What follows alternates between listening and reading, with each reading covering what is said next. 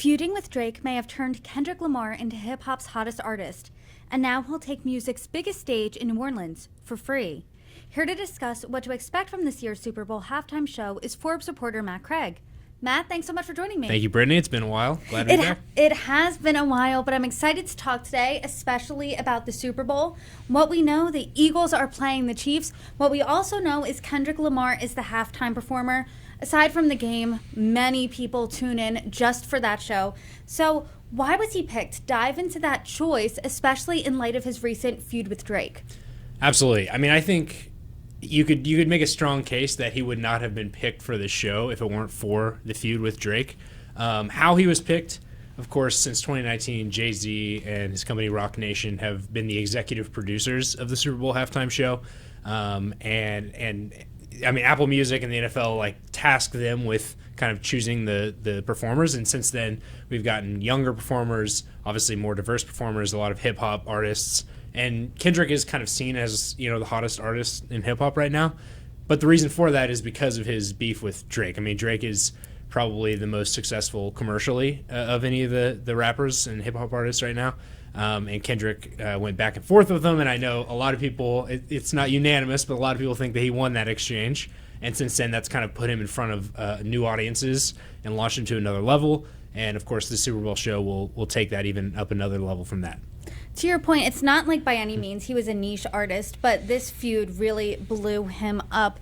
Not Like Us is one of those songs that came out of the feud. Even I Cover Politics, that was played at the DNC when California was talking, or when the California governor was talking. So talk about just how significant this feud was to his influence. Absolutely. I mean, I think hip-hop feuds have been around for as long as there's been hip-hop. I mean, Jay-Z and Nas have a legendary one, of course, like the East Coast, West Coast rap battle that took out, Tupac and Biggie, in the 90s. So this has been a part of hip-hop since its inception. I mean, I even think Drake, in 2015, he had a beef with Meek Mill, and back-to-back, one of his songs came out of that, and that really elevated him to another level. So Drake knows, what a good beef can do for you commercially. But Kendrick was always kind of seen as the critical darling. He had won 17 Grammys. Drake has only won 5, for example, and was kind of seen by other artists in the field as kind of the next great one, and had always been respected on that level. But you're right, from a commercial standpoint, he's never done what Drake has done. He's never sold that amount of records. He's never played stadium shows before. So he is kind of a unique choice for the Super Bowl halftime show, because usually it's a coronation of a lifelong, career-long, ascension. You got Rihanna and The Weeknd and of course the kind of legacy show of Dr. Dre and Snoop Dogg a few years ago. But Kendrick feels on his way up, or at least, having just reached the pinnacle of his career. And in that way, it feels kind of new and fresh. And so I think it's a pretty good choice. We know what a good beef can do for your career, as you said. We also know what the Super Bowl halftime show can do for your career, but he's performing for free. So walk us through that decision. Why do artists like Kendrick Lamar, like the greats that you were just naming, perform for free? And what do they typically gain from that opportunity? Yeah, so this is going back many, many years. I off the top of my head, don't know exactly when it started, but the NFL does not pay an appearance fee to these halftime artists. They have to pay a mandated union minimum. I know last year Usher was the halftime performer and he made $671. Okay, so if you're someone like Usher, that's basically nothing. But yet every single artist wants that stage at the halftime show. And the reason for that is it's literally the biggest TV audience of the year. I mean, really, it's we're setting new records every year of among the biggest, most watched telecasts of all time. Last year, I think it was 115 million people in the United States watched that show. So imagine having basically the most lucrative 15-minute commercial for yourself. And that's what it is. And so every year we see, Usher, I mentioned, performed last year, his Spotify streams went up 550% after performing. Of course, that allows him to promote a tour on the back end of that. If you have a product line like Rihanna, she did promotion for her Fenty Beauty brand, and that was valued at $44 million in free advertising for that brand. And so you're basically, all of your projects, all the things that you're doing as an artist are elevated significantly by you performing at the halftime show. And on top of that, you're one of, how many halftime shows have there been? This is Super Bowl 59, so there's only been 59, and I don't even think that they did it in the first few years. So you're one of very few artists who can say that you're a Super Bowl halftime performer too. So of course it's like a career achievement. And it's an elite club, as you said. Only a handful of artists can say they did that. And the stage is elaborate. I mean, I'm thinking of Rihanna a few years ago. She came down at the suspended stage. There was other dancers. She announced her pregnancy that way. It looks like there's no expense spared. So I want to talk about that. We're Forbes. Let's talk about the money. Sure. Because the NFL and Apple Music will cover the production costs. What do those look like? Yeah, so I mentioned the shows are only about 15 minutes long, sometimes less than that.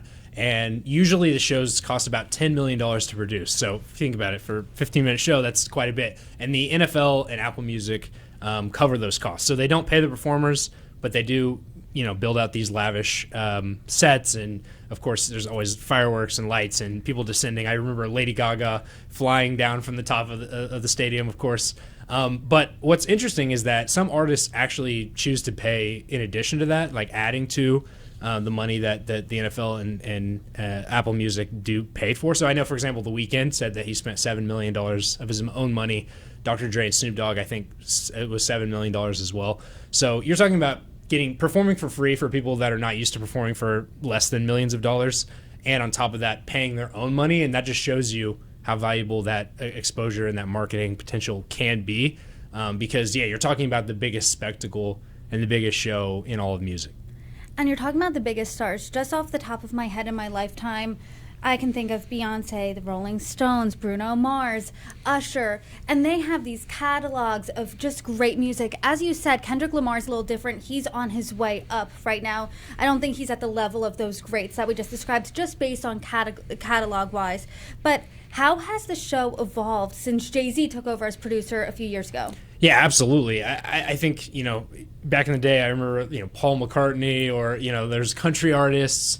I think it's pretty obvious when you think about the last handful of artists that music has gotten more youth focused. Like hip hop, of course, is much more popular among young people than the audience for a Paul McCartney, right? The audience for the Rolling Stones, and nothing against, of course, those artists, but it's a different audience. And I think that the NFL, in addition to all this great marketing and brand elevation for the artists, the NFL is benefiting from having someone as culturally resonant and as cool as Kendrick Lamar. I mean, quite frankly, it makes the NFL seem cooler.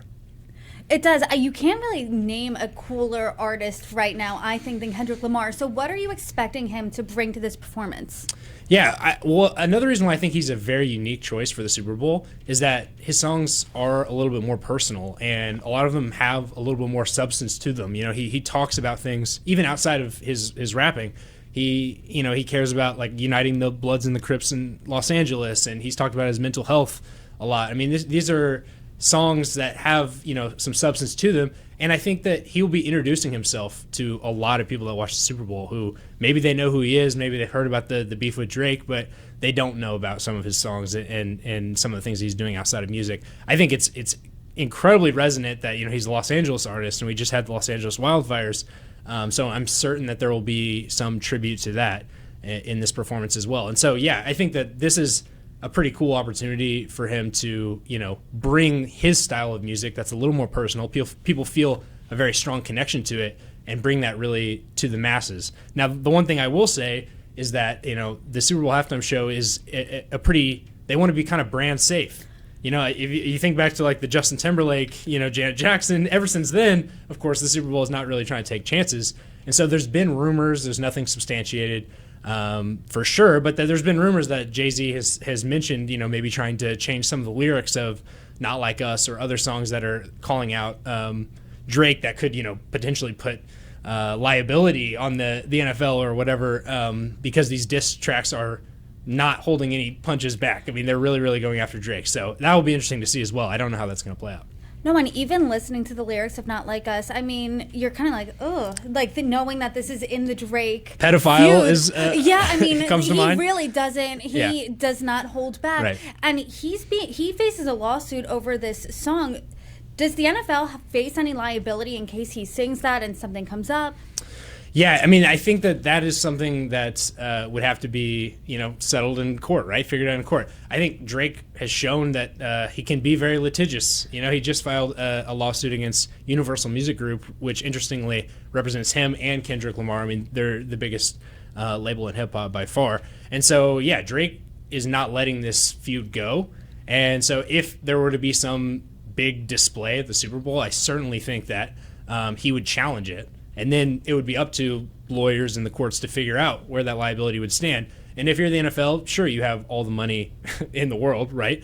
But you don't want to have to, deal with that and face the millions of dollars. So how that balances with, Kendrick is known for his authenticity and not compromising his vision and not, sanding down who he is for a big audience.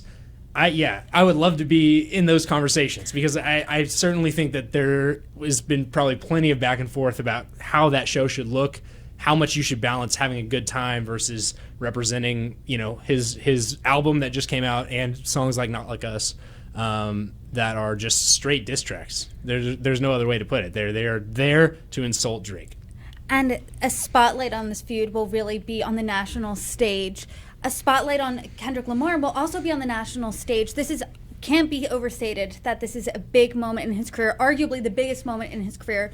But looking into the future, past Super Bowl Sunday, how will this performance impact the trajectory of his career? Yeah, so this happens every year with the Super Bowl artist, but he is launching off in April on a stadium tour. So I mentioned he'd never really played stadiums before. He had performed a 2-minute spot in that Dr. Dre and Snoop halftime performance at the Super Bowl in 2022, but has never headlined a stadium show. Now he's going on a 19-stop tour of stadiums with SZA, who will be guesting in the Super Bowl performance, so that will be huge. He also has a movie coming out. We don't really know too much about it. We know he collaborated with Matt Stone and Trey Parker of South Park on this movie that's going to come out in July. That will get a boost from this. If he puts out, his fans are kind of crazy about, when he's going to drop music. It's always a surprise. We didn't know an album was coming in December, for example. Fans are like, oh, he's got another one waiting. There could be a surprise album drop potentially this year. Whatever projects he has going, now is the time to really press, put those things out because, you're not going to get a better commercial for yourself than the Super Bowl. Well, Matt Craig, per usual, I always appreciate our conversations. It's so good to have you in studio. Thanks for joining me. Thanks, Brittany.